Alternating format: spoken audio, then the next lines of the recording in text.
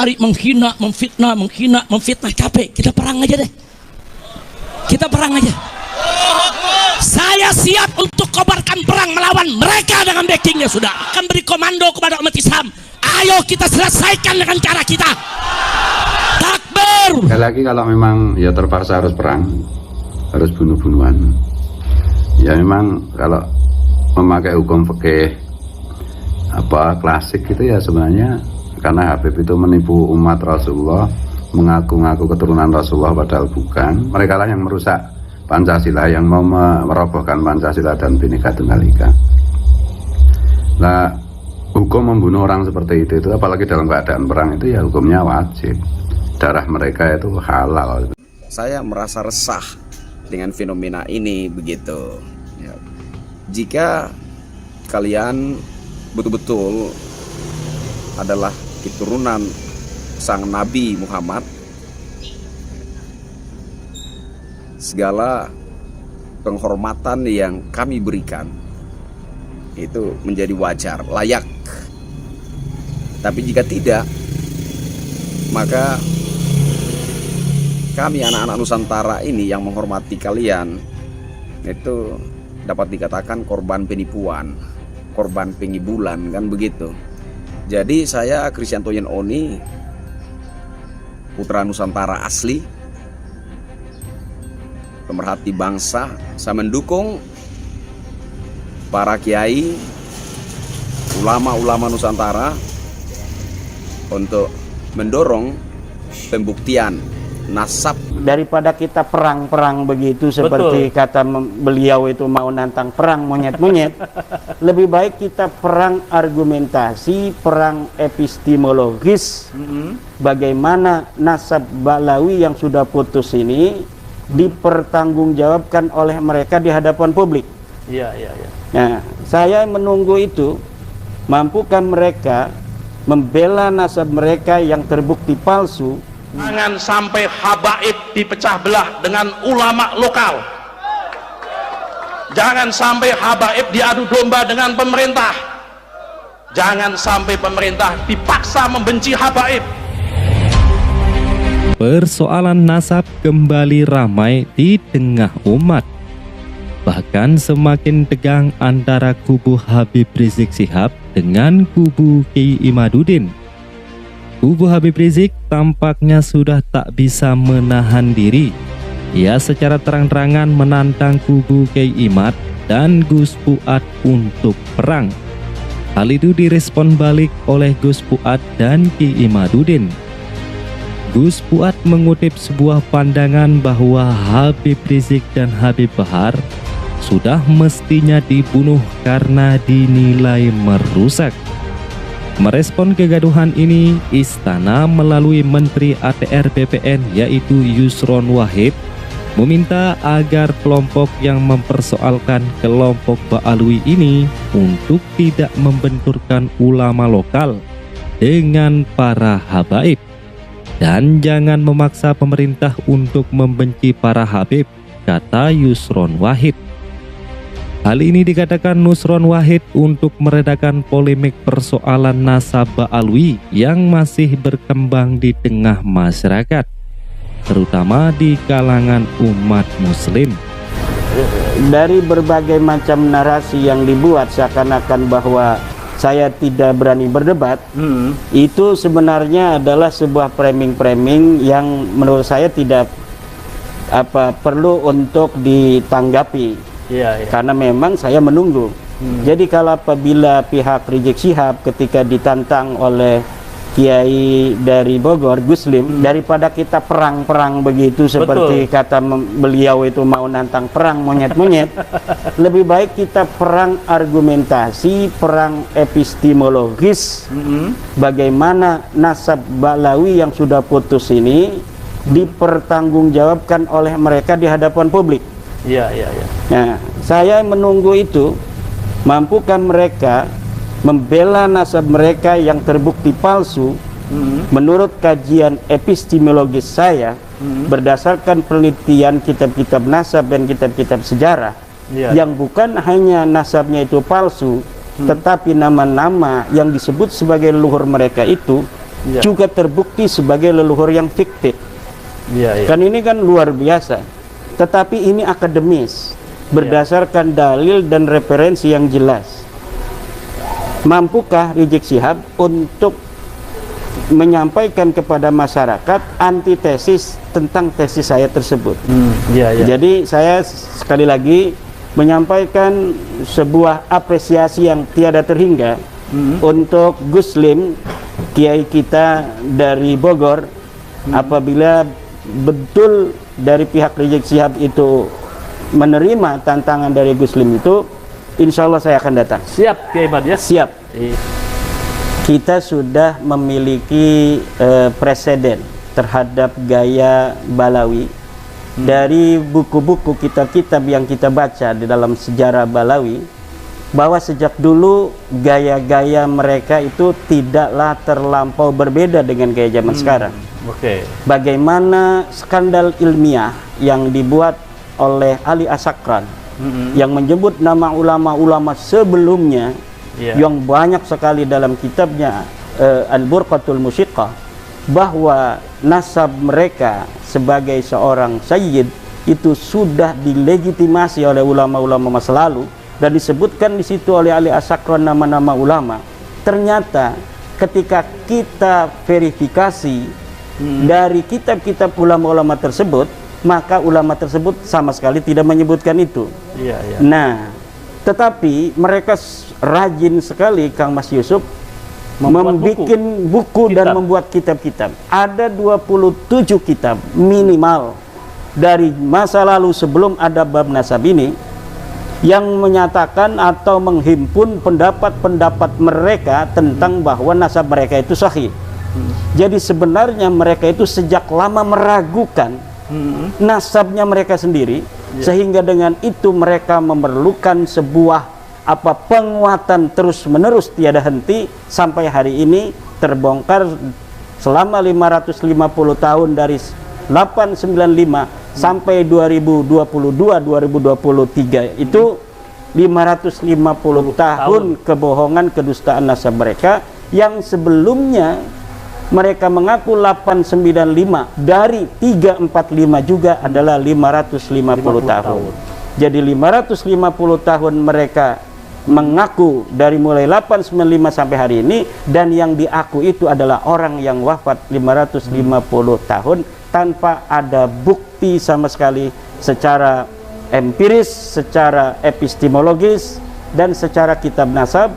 Juga hari ini dari hasil genetika tes DNA. Rizik maupun Bahar itu ya tidak nantang perang sebenarnya, pura-pura nantang perang, caper. Intinya kan supaya pribumi bereaksi, supaya pribumi menyerang Habib, membunuh Habib, tuh, memerangi Habib. Terus nanti kalau itu terjadi ya bisa playing victim, kami diserang, kami dianiaya, kami di apa gitu, anunya gitu. Kenapa begitu ya? Karena Rizik itu dan si Bahar itu sadar benar budaknya itu, budak pribuminya itu udah jauh berkurang. Nah, sekali lagi kalau memang ya terpaksa harus perang, harus bunuh-bunuhan, ya memang kalau memakai hukum fikih klasik gitu ya sebenarnya, karena Habib itu menipu umat Rasulullah, mengaku-ngaku keturunan Rasulullah padahal bukan, bugot kepada negara. Mereka kayak si Rizik itu teriak-teriak Pancasila, Bhinneka Tunggal Ika, juga si Bahar, padahal mereka lah yang merusak Pancasila, yang mau merobohkan Pancasila dan Bhinneka Tunggal Ika. Nah, hukum membunuh orang seperti itu apalagi dalam keadaan perang itu ya hukumnya wajib. Darah mereka itu halal sebenarnya. Kalau pakai perspektif fikih tradisional gitu loh. Nah, untuk budak-budaknya sekali lagi kalau terjadi perang itu ya pribumi jangan membunuh budak-budak Habib. Ya tangkap aja, diikat saja gitu. Nanti kita didik lagi, kita hilangkan sihir yang nempel di pikiran dan jiwa mereka, sihir dari Yuya itu, leluhurnya si Rizik gitu. Gitu. Nanti teman-teman nggak usah gimana-gimana, dan ya ini juga ekspresi ketakutan risi reject. Nah, khawatir kalau tahu-tahu pribumi nanti nyembelin para Habib gitu. Dan kemungkinan itu ya selalu ada, selalu ada. Apa yang tidak mungkin di dunia ini. Apalagi coba-coba tes ombak dengan melaporkan saya soal monyet-monyetan itu, ya. Nah ini kan menambah panas suasana. Habis Lebaran bisa panas. Dan Reject itu khawatir kalau tiba-tiba ada pembasmian yang dilakukan pribumi terhadap Habib gitu. Makanya dia keluar-keluar kayak gitu. Dia itu ekspresi ketakutan Reject, ekspresi ketakutan si Bahar. Gitu. Apalagi kelihatan si Bahar itu udah pucat ya, mungkin karena ya pondoknya kan tanahnya bermasalah juga, pondoknya Reject kan juga bermasalah, bisa digusur, dirobohkan oleh pemerintah daerah masalahnya. Dan bisnis esek-eseknya juga, bisnis esek-esek para Habib yang di Bogor kan udah disikat sama KDM. Karena kita tahu bahwa bangsa kita telah merdeka begitu. Tetapi tentu saja kita sebagai anak-anak Nusantara menolak segala penjajahan dalam bentuk lain, ya kan? Penjajahan dalam segi ekonomi, penjajahan dalam segi psikis, ya kan? Nah, kalau bicara tentang kontroversi nasab para habaib ini, menurut saya bisa masuk dalam kategori penjajahan psikis. Jadi seperti orang-orang Nusantara itu digiring untuk percaya kepada sesuatu yang tidak nyata, yang tidak real begitu. Nah, dan saya pikir itu relevan sekali dengan kiprah dari, mungkin nggak semuanya, tetapi ada beberapa habaib yang fenomenal, ya kan? Ya, relevan dengan kiprah mereka. Ada pengajaran-pengajaran yang saya pikir kita tidak membutuhkan pengamat terkenal untuk mengkonfirmasi adanya keanehan dan kejanggalan-kejanggalan, ya kan?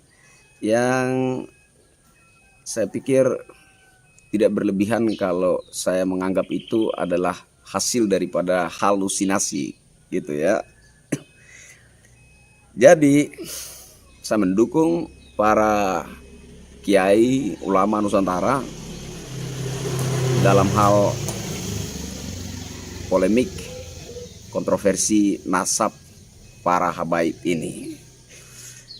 Karena itu tadi saya bilang bahwa kita sebagai anak-anak Nusantara menolak segala penjajahan dalam bentuk apapun. Kita menolak itu.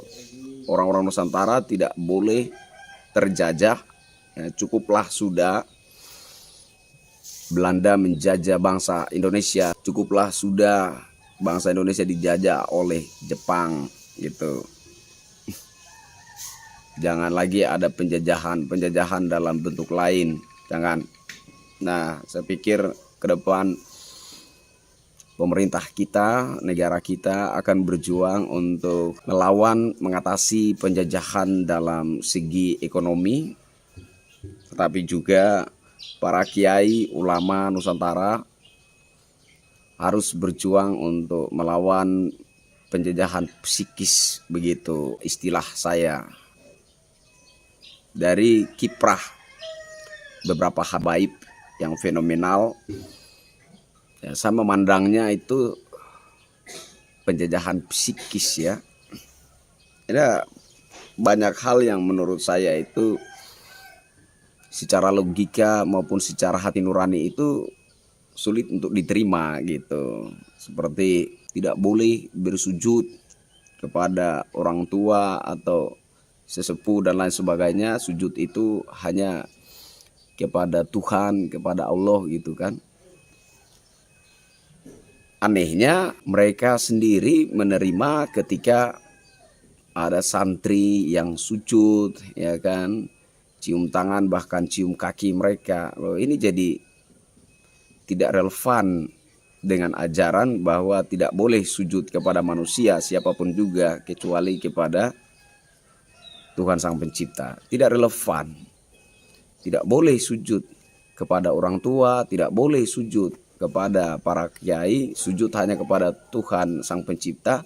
Tapi mereka sendiri menerima bahkan menikmati, ya enggak, ketika ada santri yang merunduk, sujud, cium tangan, cium kaki, mereka menerima dan menikmati itu gitu. Jadi tidak relevan sekali dengan ajaran-ajaran yang mereka sebarkan dalam kiprah mereka, dalam ceramah, dalam tausiah yang mereka berikan begitu. Nah, saya berharap agar polemik ini segera berakhir gitu ya, segera disudahi. Berharapnya seperti itu. Dan saya berharap kepada para habaib juga. Ya, sekali lagi saya pertegas, saya tidak sedang bicara tentang agama, tetapi saya bicara tentang fenomena.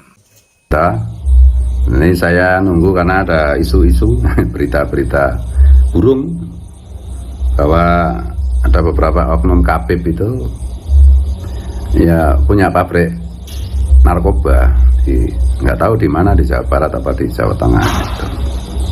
Di backup oleh oknum aparat.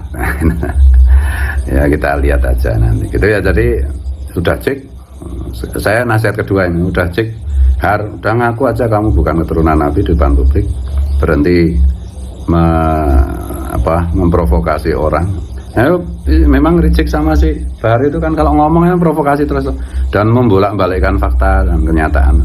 Mereka yang mendukung ISIS, tapi mereka juga ngaku musuh-musuh Pancasila. Ya dajjal ya begitu. Ya. Kalau mau, kalau enggak ya terserah Allah. Allah itu kalau berkehendak ya bisa aja itu. Ya mereka nipu umat Rasulullah, ngaku cucu Rasulullah padahal bukan, dan pengakuan cucu itu mereka gunakan untuk merusak bangsa dan negara, merusak agama, merusak marwah kehormatan kemuliaan Rasulullah dan merugikan umat Rasulullah. Habaib selain Sa'adah Ba'alwi bertemunya dengan ulama-ulama lokal, ulama Nahdlatul Ulama, ulama Al-Wasliyah, ulama Muhammadiyah. Ulama-ulama lokal ini adalah representasi dari wa hijratuhu bil Madinah. Yang terakhir, wa sultanuhu bisyam. Yang namanya Syam juga punya tetua. Tetuanya Syam adalah sahabat Muawiyah, dan sahabat Muawiyah adalah simbol pemerintahan dan simbol daripada politisi. Dan pada hari ini kumpul menteri, kumpul gubernur, kumpul bupati, kumpul pejabat polisi, kumpul pejabat aparat keamanan menandakan simbol wa sultanuhu bisyam. Karena itu bapak-bapak sekalian, kami hadir di sini, marilah kita jaga 3 elemen ini. Jangan sampai habaib dipecah belah dengan ulama lokal. Jangan sampai habaib diadu domba dengan pemerintah. Jangan sampai pemerintah dipaksa membenci habaib. Jangan sampai ulama lokal dipaksa membenci habaib. Karena habaib, ulama lokal dan pemerintahan adalah satu kesatuan dalam rangka menjaga integritas dan integrasi bangsa Indonesia. Karena itu, dimanapun ada orang soleh, dimanapun ada orang alim, pemerintah Indonesia berkepentingan untuk menjaga bersama, karena ini adalah modal untuk kita menjaga persatuan dan kesatuan Republik Indonesia. Syarat keberkahan umat Islam di Indonesia ini sudah paripurna. Kenapa? Karena 3-tiganya ada di Indonesia keberkahannya ini. Apa itu syarat keberkahannya? Kalau kita baca Maulid Ad-Dibai, mauliduhu bimakkah wa hijratuhu bil Madinah wa sultanuhu bisyam. mauliduhu bi Makkah. Lahirnya Kanjeng Nabi ada di kota Mekah. Syarat umat Islam berkah di Indonesia karena ada Makkah. Mekah ini simbol. Mekah ini simbol karena kota Mekah itu ada yang punya.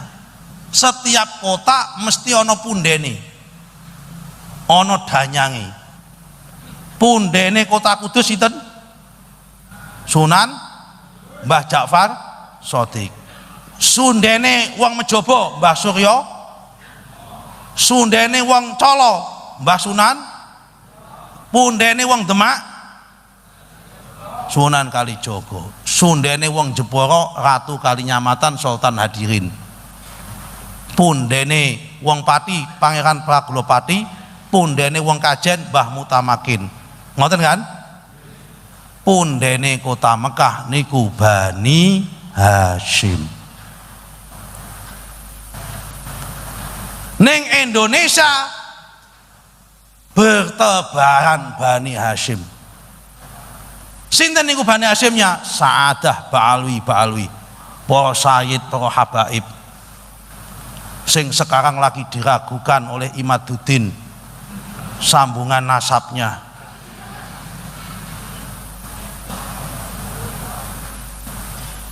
Bagaimana Mas? Kalau saya pribadi punya pendapat, barang siapa wong sing biasane rajin maca selawat, wong sing gaene rajin nyebut namane Kanjeng Nabi,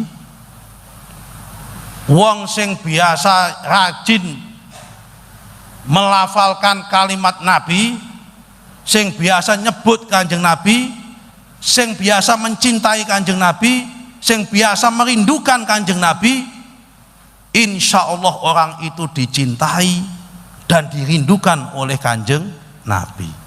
Dan saya yakin kalau ada orang yang mencintai Kanjeng Nabi, begitu dia memegang sesuatu, pasti sudah terasa ini ada darah Nabi atau tidak. Kita mencintai istri kita, mencintai pacar kita, baru jarak jauh itu kita udah tahu baunya parfumnya istri kita.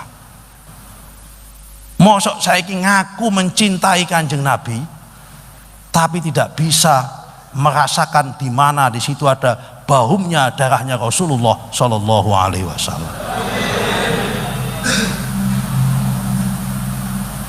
Ngono ae Pak. Jadi gak usah dibuat polemik jauh-jauh itu. Tapi apa cukup pegangan sama Sa'adah Ba'alwi? Enggak cukup. Ditambah yang nomor 2. Apa itu yang nomor 2? Wa hijratuhu bil Madinah. Hijrah Kanjeng Nabi di kota pundene Madinah sinten?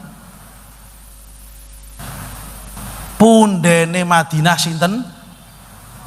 Danyange Madinah sinten? Danyange Madinah menika sahabat Ansor. Saking istimewanya sahabat Ansor, Kanjeng Nabi nate ngendika, man ahabbal ansor ahabbahullah. Waman abgodol ansor abgodohullah. Sing sapa wonge mencintai Ansor, Allah mencintainya.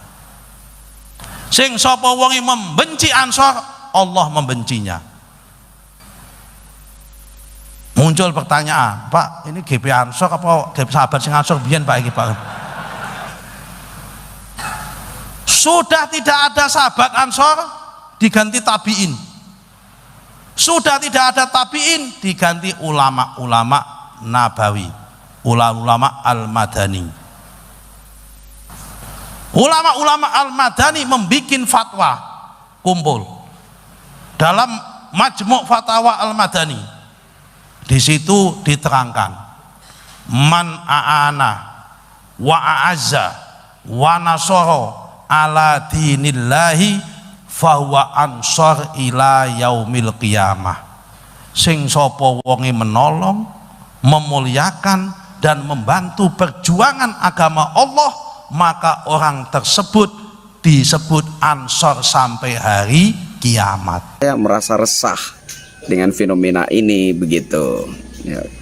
Jika kalian betul-betul adalah keturunan sang Nabi Muhammad, segala penghormatan yang kami berikan itu menjadi wajar, layak. Tapi jika tidak, maka kami anak-anak Nusantara ini yang menghormati kalian itu dapat dikatakan korban penipuan, korban pengibulan, kan begitu.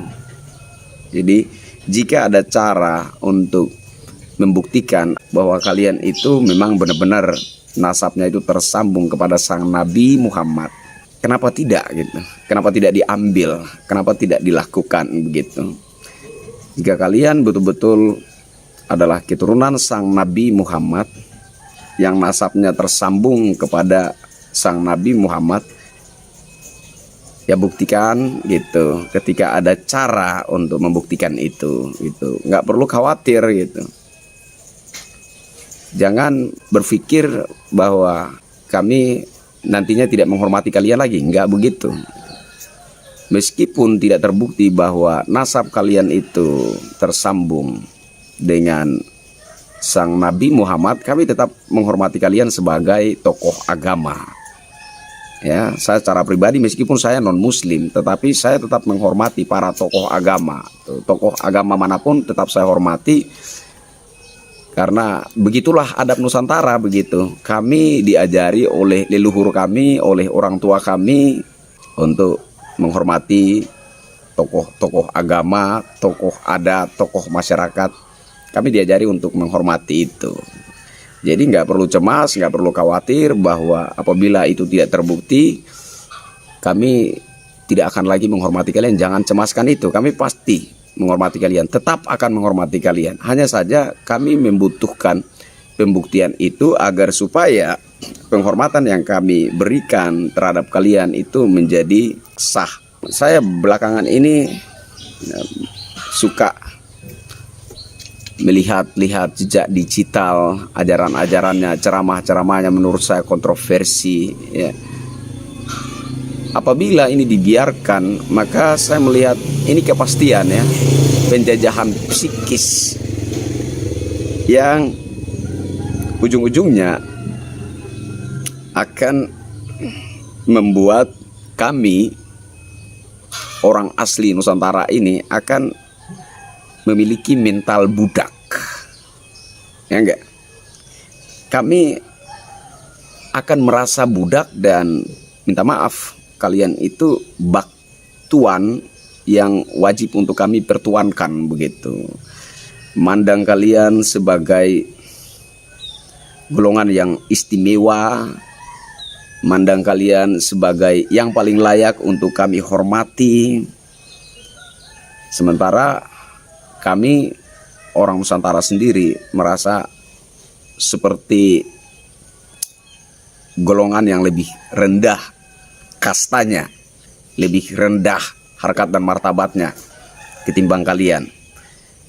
Seolah-olah kalian itu manusia paling istimewa, warga bumi spesial, sedangkan kami ini adalah golongan yang tidak seistimewa kalian, tidak sama harkat dan martabatnya dengan kalian. Nah, saya pikir ini ketidakadilan dan ini tidak boleh dibiarkan. Jadi saya Kristianto Yen Oni, putra Nusantara asli, pemerhati bangsa. Sekali lagi saya pertegas, saya mendukung para kiai, ulama-ulama Nusantara untuk mendorong pembuktian nasab daripada para habaib yang ada di Indonesia. Jika terbukti, ya syukur, alhamdulillah, puji Tuhan, astungkare. Kami juga tetap menghormati kalian sebagai ulama, habib, tokoh agama. Tidak terbukti pun kami tetap menghormati kalian sebagai tokoh agama, gitu ya. Jadi buat para kiai, para ulama Nusantara yang mendorong pembuktian nasab, saya Kristianto Oni menyatakan mendukung penuh itu.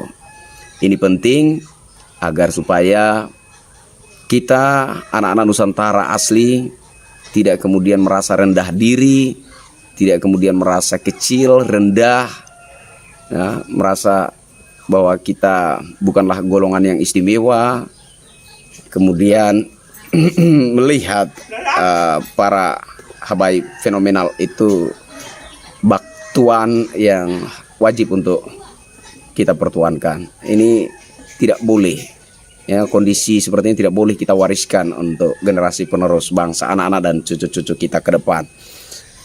Dan terakhir saya juga ingin meminta kepada pihak aparat penegak hukum negeri ini, pemerintah, ya, untuk juga bisa memberi penegasan, penertiban terhadap beberapa habaib fenomenal yang sering menyampaikan ajaran-ajaran kontroversi, ya kan, yang seperti yang saya katakan tadi, ujung-ujungnya akan membuat anak-anak Nusantara asli merasa terjajah secara psikis, ya kan. Kemudian juga ada ajaran-ajaran yang ekstrim, ya kan.